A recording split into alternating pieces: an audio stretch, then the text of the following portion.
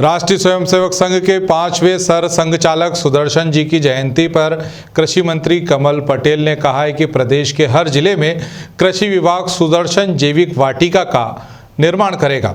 साथ ही छोटी जोत के वनवासी कृषकों के प्रशिक्षण के लिए ऋषि कृषि का कार्यक्रम भी शुरू किया जाएगा। इसके अलावा कृषि मंत्री ने जैविक खेती को बढ़ावा देने के लिए प्रदेश के प्रत्येक कृषि विश्वविद्यालय में जैविक शास्त्र का विभाग शुरू करने की बात कही।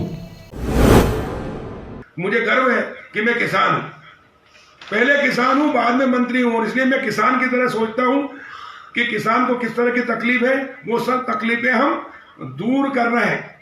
और आज माननीय परम पूजनीय हमारे पूर्व सरसंघचालक जी सुदर्शन जी की जन्म जयंती है। आज मैंने एक कार्यशाला आयोजित की, कृषि वैज्ञानिकों से प्राकृतिक खेती के वो पक्षधर थे माननीय सुदर्शन जी, और इसलिए आज उनकी जन्म जयंती पर हमने दो घोषणाएं की है। एक कि हम सुदर्शन जैविक वाटिका लगवाएंगे हर जिले में, ताकि हमारी ऋषि खेती, पारंपरिक प्राकृतिक खेती, परंपरागत खेती और जैविक खेती की ओर हम प्रोत्साहन करें, किसानों को उससे लाएं, ताकि हमारी मिट्टी की गुणवत्ता, उर्वरा शक्ति बनी रहे। पेस्टिसाइड और रासायनिक के अत्यधिक उपयोग से हमारी मिट्टी की उर्वरा शक्ति खत्म हो रही है, किसानों की लागत बढ़ रही है और खेती घाटे का धंधा हो रही है। वो ना हो, हमारी मिट्टी की उर्वरा शक्ति बनी रहे, और इसलिए हम जैविक खेती की ओर आना पड़ेगा। उसके लिए प्रोत्साहन के लिए हम पायलट प्रोजेक्ट शुरू करेंगे। मैं किसान भाइयों आपसे हाथ जोड़ के निवेदन कर रहा हूं कि थोड़ा थोड़ा शुरू करें, लेकिन जैविक खेती की ओर भी हम आए, प्राकृतिक खेती की ओर भी आए।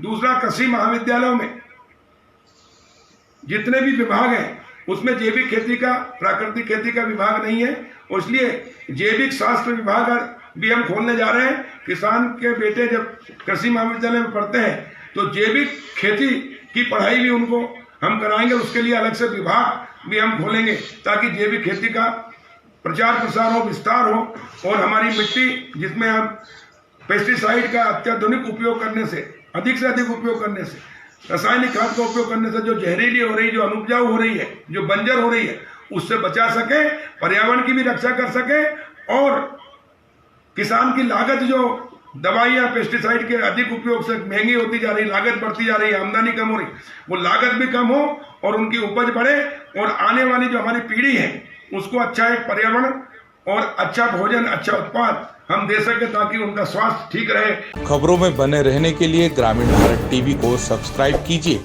और बेल आइकॉन दबाना ना भूलें।